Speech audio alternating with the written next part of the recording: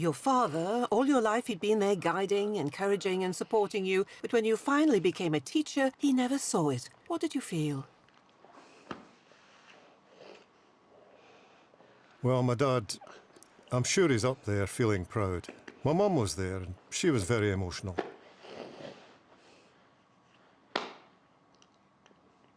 I wish Dad had been there because he had always been there for me. And I'd made this journey for him.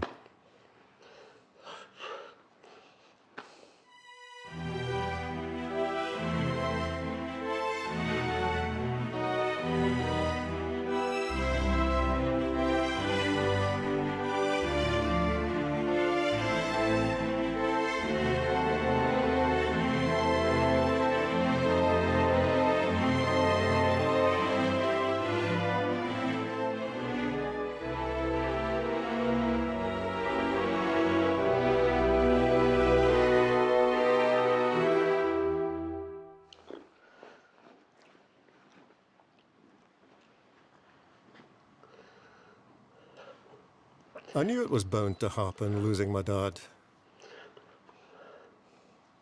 But my aim wasn't finished. I wasn't going to go back. I wasn't a wee boy anymore. I've always believed there are closed doors for all deaf people. But if one door opens, it clears a way for other deaf people to follow. That's why I never gave up the belief that that door would open. Thanks to my lawyer for sorting it all out. And thanks to all the teachers and other staff who made it possible for me to get in. That was incredible. When it finally happened, I was able to say, I am a teacher, for a boy who couldn't read or write to become a teacher. Wow. So you became a teacher and you've done it for many years. How would you compare deaf education now with when you started? Has it changed much? Right. Well, when I first started, very few children had the opportunity to take exams. Very few. I had to push and push for them to get taking exams. Nowadays, in mainstream, there is the opportunity to take exams. When I started school as a wee boy, I never took any exams. All of us left school without taking them. And when I came back, there were still very few took exams. Only a few who could hear quite well, but deaf, there was nothing. Maybe just the very occasional one. But I believe, when I look back, and I asked around a lot, I think there were other deaf schools where children did pass exams that had proper procedures for it. But at St Vincent's, they had never reached the stage of entering anybody for hires. They spent too much time on oralism and the philosophy of listening and the philosophy of speech. Parents were duped into thinking their children were doing well, but where was their education, their intellectual stimulation? As a teacher for 20 years, what would you like to see deaf children achieve? And what would you like to achieve for deaf children? I only want deaf children to have the same as hearing. Hearing people can walk in anywhere and please themselves. They can decide for themselves what dreams they want to pursue, but deaf people can't. I want deaf children to be able to walk in anywhere and decide what they want. Whatever they want to become in future, they should be able to do it. Not face barriers all the time, because those barriers are what keep deaf people lagging behind all the time. The barriers have to be broken down and let deaf people decide what they want. When I'm teaching, it's totally different. The deaf kids come in as if they were going to the cinema. Yes! I have to get them to settle down because they're buzzing. Not just because it's me, Gerry Hughes, but because of this, the sign language. They can relax and enjoy learning. It makes a huge difference having BSL in the classroom. The children pay attention and completely absorb what they're being taught. When they come up with a question, they can get it answered fully in BSL. I remember one day, I was teaching science, and this wee boy, I was teaching about the Earth, the Moon, and the planets, the solar system. That was the subject. And I remember, it was astonishing. One wee boy put his hand up, And he told the class what I was saying was a wee bit wrong. He knew. I was quite thrown by this. I looked at the board to see if I'd spelled anything wrong. I was a bit spooked. So the boy came out to the front of the class and he said, he doesn't know. He thinks there's only one son. No, there are 7. The class looked at him. 7? How? But he was adamant, no, there were 7. Then the bell went and they all charged out. The next day the class came in and after a wee while I said to the boy, you know you said there were 7 sons. And right away he said, no, sorry I was wrong, there are only 6 sons now. So I said, tell me how you worked that out. He said, you don't know. I saw 6 sons. I thought this is impossible. Now this conversation was happening in BSL. If the teacher had been hearing, he would just have clammed up. He couldn't have worked out how to say what he wanted. But because I was deaf, we were able to have a two-way debate. The class are all sitting watching, trying to work out how he thought there were 6 sons. We couldn't get our heads round this. Finally, he explained where he'd got it from. At home, his mum and dad would be watching TV. And when the BBC news finished, it was always the weather next. And on the map, it would show clouds here and clouds there, a sun here, a sun there, and there, and there. And his conception was that there must be suns here, there, and everywhere. His visual understanding was that there were suns all over the place. So when I realised this, I explained to him, and he was absolutely shocked. He thought there were a lot of suns, and I said, no, there's only one. But it took fluent BSL for the boy to understand this, to be able to analyse it and finally get to the bottom of it. And that's why it is so important to have BSL in the classroom. As a deaf teacher, do you think you've been successful? Success. I'm not sure about the word, but what I believe is that at last, children have the opportunity with fluent BSL to have that interaction. That's a success for all of us. I give them the information, they take it in, and they come back with some really hard questions, and I have to think hard to answer them. That's what has been successful. I know a lot of teachers of the deaf are very good, they've got the right attitudes, but it's the language that's not there. It's not there, they're not ready. They may have been working for 20 years, but it's their level of signing, that's what it is. It just doesn't match the needs of the deaf children. The children have to keep adjusting the level of their language for the teacher to understand them, to keep the teacher happy. If the teacher's not happy, they become withdrawn. When I'm there, it's a real to and fro dialogue. They do give me a hard time sometimes and I have to tell them off, but that becomes normal. So that's successful. It's not about me being a success, it's about the classroom, the flow of information. A child might have a question about a different subject, and they can come into my room and ask me about it, and we can discuss their problem in BSL. Like in a deaf club or signing at home, that's what it's all about. I'm just happy to be there, teaching. In 1981, you were the first deaf skipper to sail around Britain. Later, you went on to sail solo to America. Did you face many difficulties along the way? Oh, I remember having arguments with my dad because I wanted to sail around Britain. My dad would never say no, but he said it was the insurance that was the problem. That was the barrier. And I was so frustrated because I felt it was time for me to go. I had studied and studied. I had a map on my bedroom wall. My dad said, what's that? I said, I'm going to sail around Britain. He said, no, you can't, the insurance. I said, well, we can sort it out. You can phone them. But no, he wouldn't. The barriers. Anyway, we used to sail out of Troon Marina near Ayr. My dad had a boat there. He used to teach sailing and I would help him. And every year there was a big marquee selling beer and wine at the boat show. There were big crowds every year, once a year. So I went in for a pint of Guinness, and I got my pint, just drinking away, when I recognised the man standing next to me. I'd known about this man since school. I'd read books about him. I'd dreamed of meeting him one day. It was Sir... Well, at that time it was just Robin Knox Johnson. He wasn't a Sir.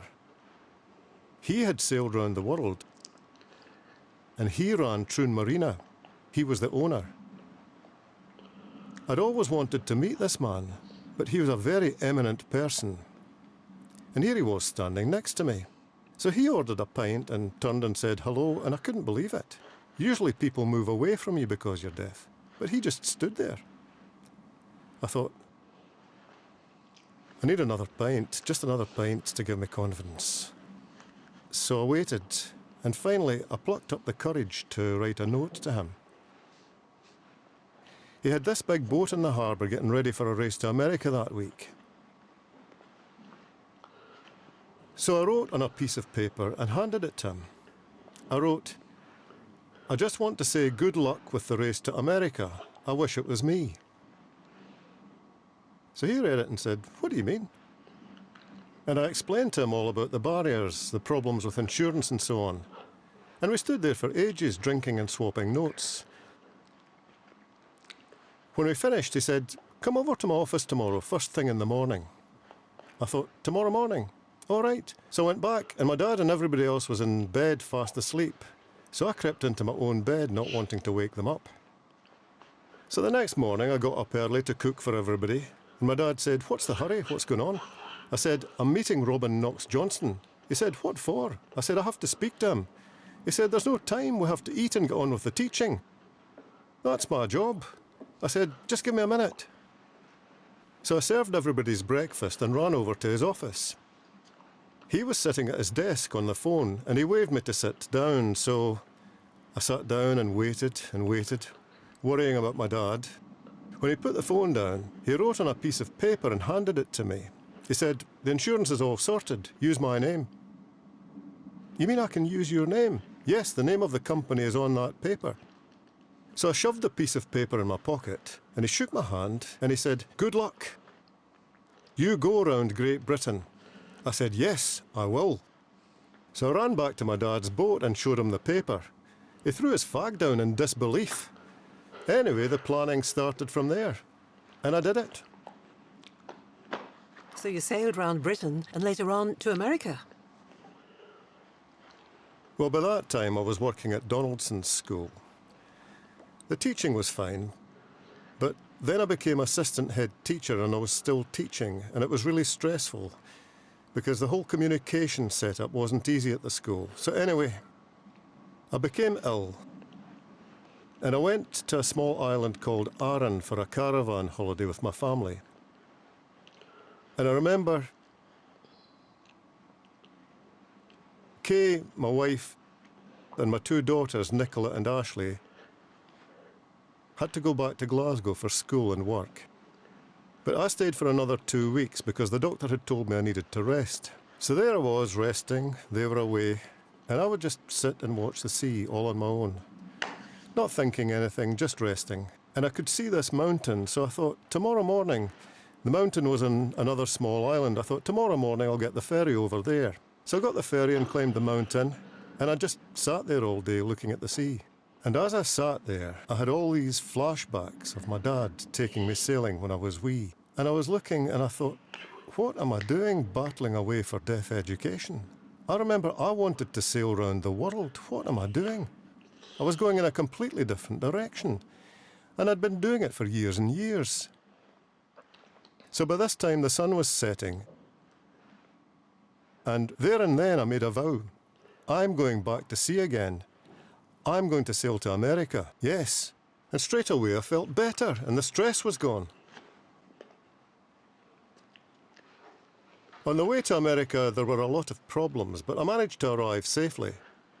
One American newspaper had written, we do not expect Gerry Hughes and Quest 2 to arrive. Of course, I had no idea the newspaper had printed this. So when I arrived, they were quite shocked.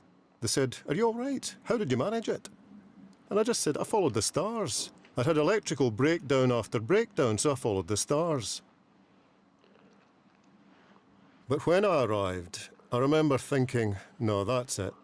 Because I'd been cut off from communication with Kay for 21 days, and she was in a terrible state. So when I got back to Kay, I said, that's it. No more. I'm not putting you through that again. That's it. That's enough. But then 1 year, 2 years, and I started to get restless again. The circumnavigation started to nag away at the back of my mind.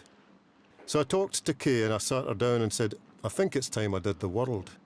She just said, I knew that. So we had a family meeting with Nicola and Ashley, and they agreed I should go for it as well.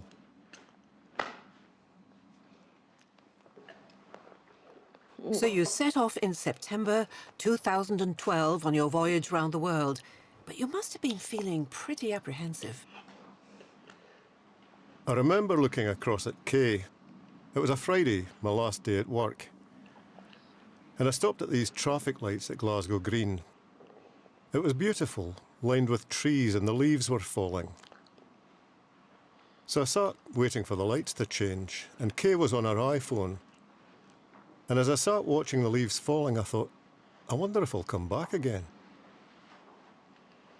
And I looked at Kay and I thought, I'd better not say anything.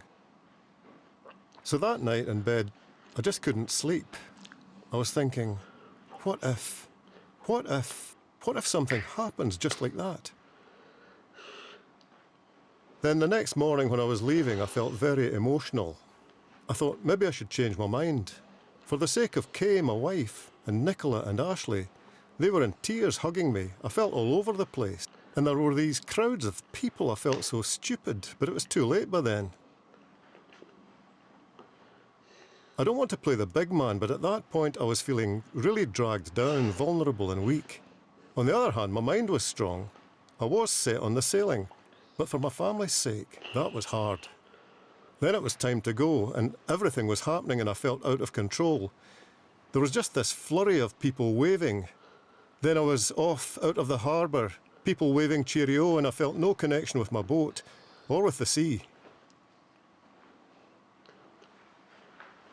That night, when I was on my own, and I knew there would be nobody to talk to the next morning because Kay and I never stopped blethering, but now.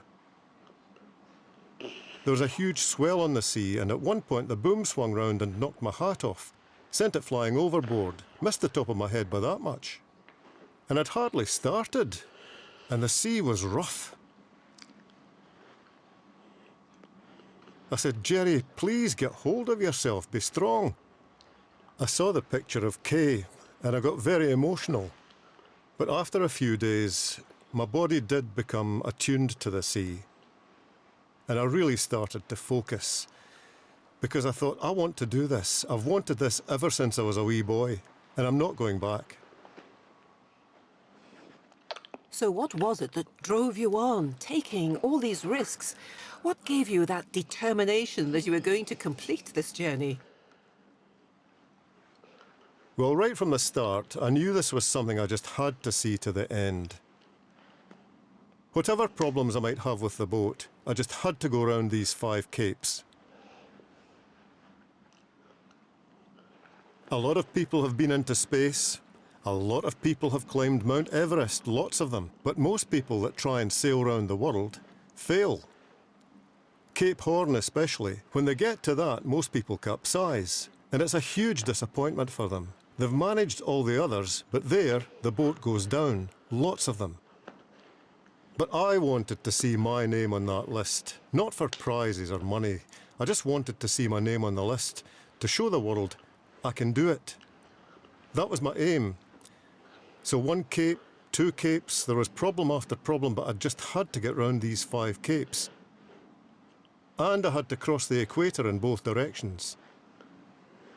To get the name Gerry Hughes on that list. I think I was number 201. It was good.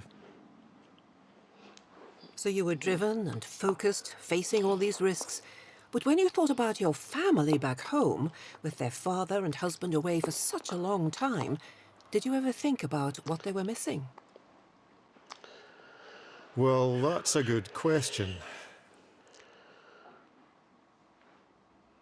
OK, I'd explained to Kay, I said, don't just sit around waiting for me.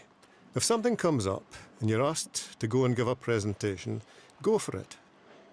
If people ask you to talk about how you feel. Same with my 2 daughters. I told them not to just sit back. They could do something. I'd no particular plan.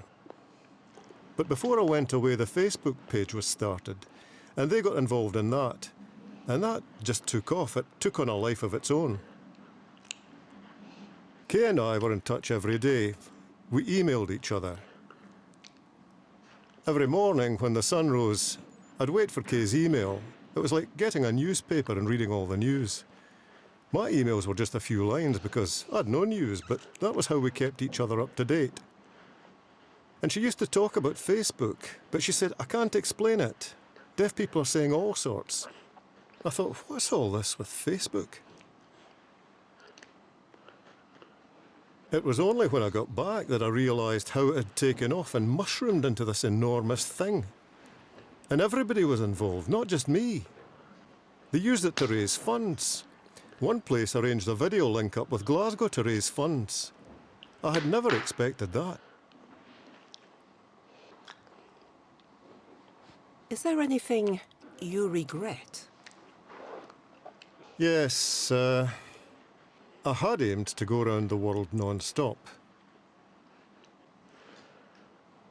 But I had a limited budget, because I'd only managed to save up so much. When we first discussed the boat, I looked at it and I thought, that's impossible, that boat's only suitable for a holiday to Greece. But they said, well, you can try and adapt it. So I had to put in a lot of work in it. But it was a good boat. I have to admit it was very good. My advisor, Bill Mackay, he's a skipper and a well-known sailor. I couldn't believe at first they'd recommended this boat. But I have to admit, I was wrong, and he was right. She was an incredible boat. In the roughest seas with gales force 8, 9, 10, 11. Force 11 will tear the roof off your house, it'll blow trees down. But this boat, I had to work hard to keep her steady in the roughest seas in the southern hemisphere, but I always felt confident in her. I did have nerves because it was the first time I'd encountered anything like that. But the boat, I felt really bonded with her, even through the roughest storms. When they were over, I'd just give her a wee pat. Well done, boat, well done, keep on going. On May the 8th, 2013, you finally arrived home in Scotland to be greeted by your wife Kay, your daughters, and absolutely hordes of people. How did that feel? Well, it was a freezing cold day, and the sea was really rough. As I got close, I saw a lifeboat coming towards me. I thought it was going out to sea, nothing to do with me. Then I saw people waving, so I realised it was for me. Then a speedboat came bouncing over the waves with two deaf people at the front holding onto the ropes. It was James Colquhoun and Erland Tulloch. So we started signing to each other, and there were other folk in the boat as well, filming, and I couldn't think why. I'd no idea it was for me. The hearing people round about thought this was fantastic, communicating with sign language with no need for radio. So the two boats accompanied me in, and as we came round the wall into the harbour, I saw the Scottish flag waving and crowds of deaf people lining the harbour. I got a real shock. The walls on both sides were crowded with deaf people, and it hit me, I'm home. I remember I'd been looking forward to being home, seeing my family, having a Guinness and a steak. I was so looking forward to that, but I had never expected so many deaf people to turn out. It was just shock after shock. It was very emotional. That was the best thing in my life, seeing everybody there. It felt good, it made it all worth it. It was lovely to meet my family again. There was a walkway and it was bending in the middle with everybody's weight on it. I thought I might have to go and rescue them. But crowd marshals cleared the way, and then as my boat came in there were cameras flashing everywhere. It was good. After I'd finished and I was meeting people and I tried to sign, it felt really weird. I was so slow and stiff because I hadn't signed for so long. It was good. So when you got home from sailing around the world, of course the eyes of the deaf world were on you, Gerry Hughes, the deaf circumnavigator. But did hearing people respond that way as well? What changes did you see in them? Wow, well, before I went round the world, they hardly paid any attention to me at all, and I didn't talk to them much. I had to almost force myself to meet them because I thought they were looking down on me. With deaf people, it was different, but I usually just left hearing people alone, so I didn't expect to see them approaching me to come and make speeches, or asking if I could come and give them some advice about their boats. Why now? Things were different. The staff at Troon Marina are lovely. They treat me the same as everybody else, not because I'm deaf, but just as a human being. End of story. They never patronise me at all, so I do feel different. I feel recognised. All your life you wanted to be a teacher. You became one. You wanted to sail around the world. And you did. So where does Gerry Hughes go next? Good question. At the moment, I feel I've done what I set out to do, so maybe that's enough for the time being. Because it hasn't been a straightforward journey. There have been barriers all the way. It took me 18 or 20 years to become a teacher with all the obstacles. 40 years to sail round the world. So I think maybe that's enough for now. Time to take it easy for a while. But the next thing I'd like to do is really write a book. It would be nice to write down all my stories and have it published. So I'm hoping to finish that soon. Do you still have any dreams left? Oh, I would love to become the director of Glasgow Education Services. I would love that. But I don't know. What do you mean you don't know? Well, at the moment, I'm just taking it easy. When I look back, I've overcome a lot of major barriers and it's been an emotional roller coaster. So I think it's time to say enough for a while. Let me take a wee rest, play some golf, talk to my deaf friends, just relax for a while. Maybe at some point something will come up, and if it interests me enough, who knows, I may change my mind. But wait and see.